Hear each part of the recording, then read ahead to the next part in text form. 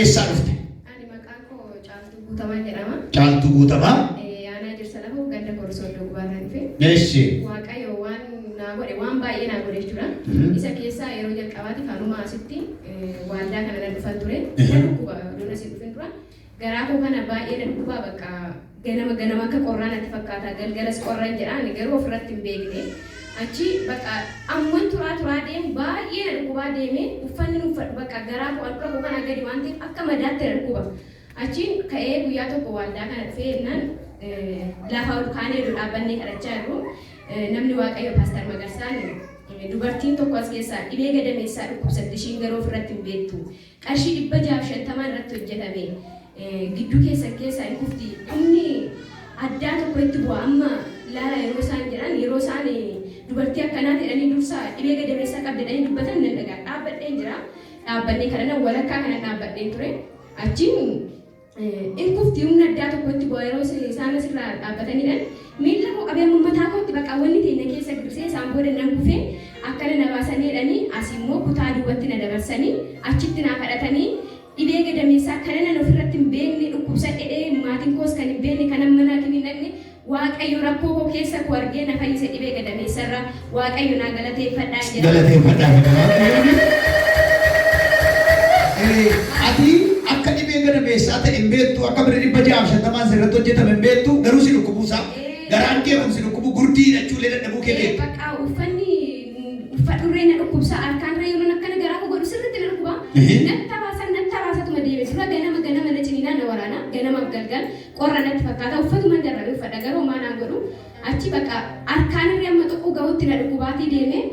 Mana kimis deemne maalummaa isaas hin barreessin madee bakka gaafa nas dhufu dhibee gadameessaa yeroo naan jedhan bakka baay'ee na jaabsifadhe Waaqayyo garuu guddaadha waan jedhamu. Namni sana mirgaa ol kaasaa kan tokko sagalee si atteettiin qoramtu sana har'a adda sii baasa Waaqayyo.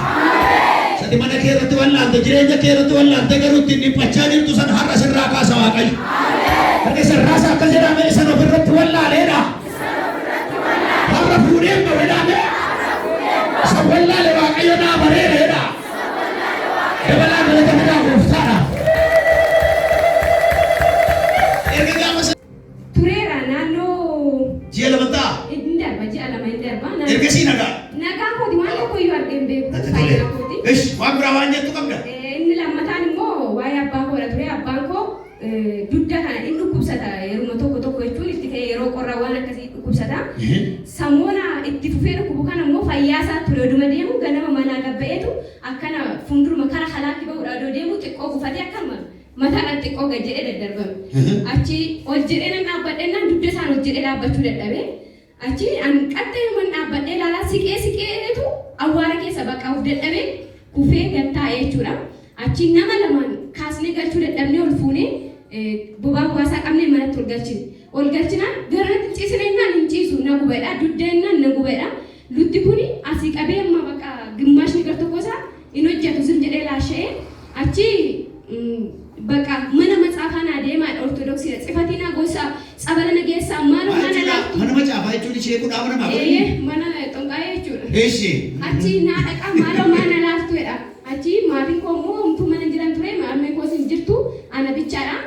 Achiin zimuman jedheen bakka guyyaan sun hojjaarraa ture hojjaarraa san akkasumatti yaa bulee zayitiin asii bitadheen qaban ture zayitii san nama uffatatti butu fakkaadheen qazzedheen dugda isaan tuttuqeetuman uffatatti buteen jaalatan siruma maquma beenxeeyyuu hin jaalatan. Waan kun jaallata Waaqayyo waan nu jaallate. Eeyyaa Waaqayyo Waaqayyo. Nu galateeffadhaa Waaqayyo.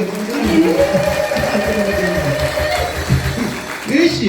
Achi nama uffatatti butu fakkaadhee dugda isaatiin uffatumarraan jechuudha ittiin tuttuqeen biraa deeme kanarra iniyyaa hojjaarraa san akkasitti ulee hojjaa lamaanitti tolee roobii as dhufee kanan sagantaan yeroo xumuramu jechuudha.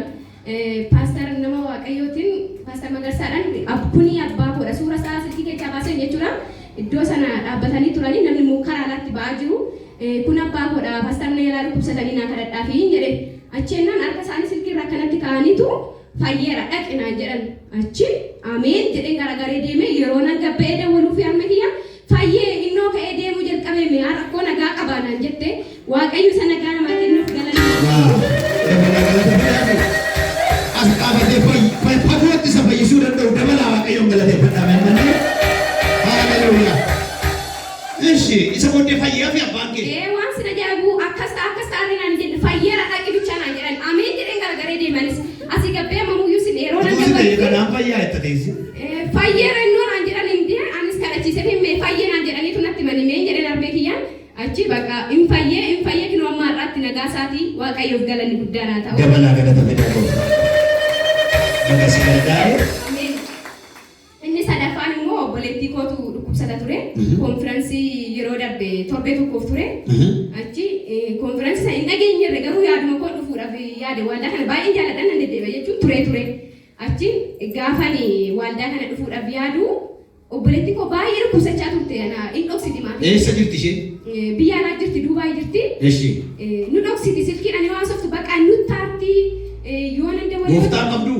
Hin qabne homtuu isaaniyyuu. Suma duwwaatu argatte? Haati milkooftee itti dhugaa. Ameen. Jaarsa argatte? Argatte. Eshi. Achiin gaafani ani waldaa kana dhufuudhaaf jedhu ishiin dhukkubsachaa turte ji'a sadiif garuu maatitti waliin hin yaadda wantee achumatti dhokfatti bakka gaafa gamtee ta'anuu nan galaa yoo du'e tureetti koo hin galaa jettee zimmettee dhoksitee gaafa ji'a sadi guuttee ji'a tokkoof qoricha addaan guutiin kiniinii marfee dhiiga fudhachaa turte jechuudha. Dhibee ishii hir'ina dhiigati jedhame garuu dhiigni ishii bakka dhumee sirma hojii dhaabee bakkuma jirtu darbatee kuffisa. Ibiddarra isaa jiraattu fooqirra isaa jiraattu itti dhufeennaan galabbatee kuffisuu bichaadha. Isa biraan mataa ishii kana irrumaa nuqqisechuu hin danda'amu. Bakka mataa ishii qullaatti hafee kanarra inaarsaa midhaan waan tokko sirma nyaadhatte bakka qursii misaan hin jiru wayii raata nyaadheen wayimmoo qursii nyaadheen ittiin bulan. Balaadhuma aarii balma dhibeetirraan kan ka'e jechuudha. Achi gaafa nani konfiraansiin sun hojjaa dura jalqabee hojjaa lamaanii waldaan deema fani gaafa nan jedhuun jedheeni itti haasa'ee rafee ishiin immoo ODMT dhageessi waan isaanii dursee namatti hima waan ta'eef achi kana dura jechuudha waan ta'e waan ani itti himuuf achi ODMT dursitee dhageessa jedheen sitti hime achi yoo dhageessi natti harkadhee sitti hime jetteetu sagalee Yoo waldaa dhatte dursitee dhageessette? dursitee dhageessa. Asii dursee namatti hima maqaan isaa barbaadu. Waaqa dursee dubbatu qabna. Galateeffadhaan waaqayyo. Isheen hubeette jechuudha. Isheen gooftaan qabne yoo achi dhatte dursitee dhageessee natti gaddi ta'ee sitti maayira. An arga ji'a sadiitii na dhukkuba nagaa hin qabu. Isin dhokse malee ittiin dhiisi. Isin dhokse malee ana na dhukkubaa ture jechuudha. Sitti muu waldaan keessanii dursanii sitti muu jetti. Waan an dhagee yeroo hunda waan an itti muuf garuu qalbiitti qabaa turte duraanii. Sitti muu jedhee nama yoo achi dhageesse immoo natti harta kanaafan dursee sitti meettee sagalee naa keessa ani taasee waan irraa wadhee cufee rafee dhaggeeffanne. Roobias dhufee sagantaa kan sa'aatii dura xumurree sa'aatii booda waaree boodatti konfireensiidha. Konfireensiidha. Gaafani misaadha kan manaatti deebi'ee silkii koo banuu sagalee ishii naa galee jira. Waggaan dhaggeeffadhu bakka anaa baay'ee na dhukkubaa ture. Sa'aatii sadiif hospitaala ciisee jira. Kiniini immoo akkanatti fayyadamaa turette kiniini suura kaastee naa ergite harka ishii kana iddoo kanaan dhiiga. Suurri sun sirkaraam? Esti mee nutti agarsiisime? Kiniini fayyadamaa turte hospitaala? Moodoo fudhachaa jirtuyyuu ishiin hin fayyitu itti hawaasa deema gaafa hojjaa lamaanii borroobii waldaan deeme dhusaan ishiin sirma laqaa baay'ee dhukkubsattee amma siree irra ciistu koruu dadhabuttiin saratanyaa hojjettuu lama qabu tokko jala bultii ishii kun immoo gubbaarra bulti isarra ol ba'uu dadhabdee saratanyaa dhuma jechuun hojjettuma ishii godhanii asii ol ba'anii achirra ciistee immoo naan deematte sireen sun harka lamaan qabadhee kan inni irra bulee naan deema. Ani akkanatti ambulee kan jettu sagalee hojjaa lamaanii fi kan roobii ganamaa iddoo tokkotti sa'aatiidhaa si deebi'ee hoggaan dhaggeeffadhu bakka imimmaan qabachuun dadhabe ani nan du'eef jiraadheen koon beekamu wayii reeffa koo galaa wayiin jiraa koon na galchu warri nan bira jiraadhu immoo yoo duute nu gaafachiisti nurraa deemtu jedhanii ani galuu kooti galeeyyuu immoo fayyaa ta'uu fi du'uun koon beekamu dhiigni koo jiidhaame bakka argee na kuffisaan achi bakka rifadhee kana maalatti muslitti hin jenne maalatti mintas hin jenne omaatti hin cal jedhee ma dhufee iddoo kana fuuldura kana taa'eetuman sin jedheetuman waaqayyo man kadhadhaa nan eega natti dubbadhu waaqayyo natti dubbadhu waa'ee ishii anuma argattee anumarraan isaan immoo argadhu gooftaa natti dubbatamuu qabaadhadhee bakka yoo waaqayyo irratti eega konfiraansiin kun itti fo'aan ta'e amma dhumaatti irratti eega waaqayyo jedheen callee wantaa'ee oduman taa'u sagantaa dhumaarra yeroo kadhachuu jalqabanii namni tokko jirta as keessaa maatii keessa kan dhiphatu waa'ee keessi maatii keessa dhiphatta. Achinan bitaa bakka kun garagalee lallaale bakka nama biraa taa'aa yeroo laalu oomtu jiru. Ammas ka'ii dubartiin tokko jirta as keessaa waa'ee maatii keessa dhiphatta nama si galaa dhukkubeedhaan. Tajaajilaa jira gaafas? Isintu tajaajilaa jira jechuun sagantaa dhumaarratti itti deebitanii erga galgaa'iin affeerame fedhee booddee? Eega baranneen booda jechuudha. Achiin yoo nan jedhee ilaalu namni biraamtuun kaane achiin kaadheen dhufee asitti harka koona qabdanii yeroo nan asii harka kee qabu ishiin immoo achi bilisa baati. Afuura hamaa afuura ishee ajjeesuuf ture gadaa'iman tas jettanii afura du'aat ture ishee ajjeesuudhaaf ture waaqayyo gidduu galee ishee olcheera naan jettanii harka koonaa qabdanii siinaa kadhattanii asii ba'ee galgala yeroo nan gaafadhu ani mee har'aa dhibeenuma akkas jedhamu jaan argeen beeku naan jette achiin har'aa naan jettee guyyuma roobisan hojjaa lamaanii san galgala siqaa itti bultee sireerree koruu dadhabdee korraan immoo irra ciisuu dadhabdee siqaa itti bulte sanii har'a mi'anii waa'uma dhibee saniyyuu yaadanne hojii malee naan jette. Galata fidanii waaqayyo. Duuba itti hojii hojjechuun danda'a waaqayyo.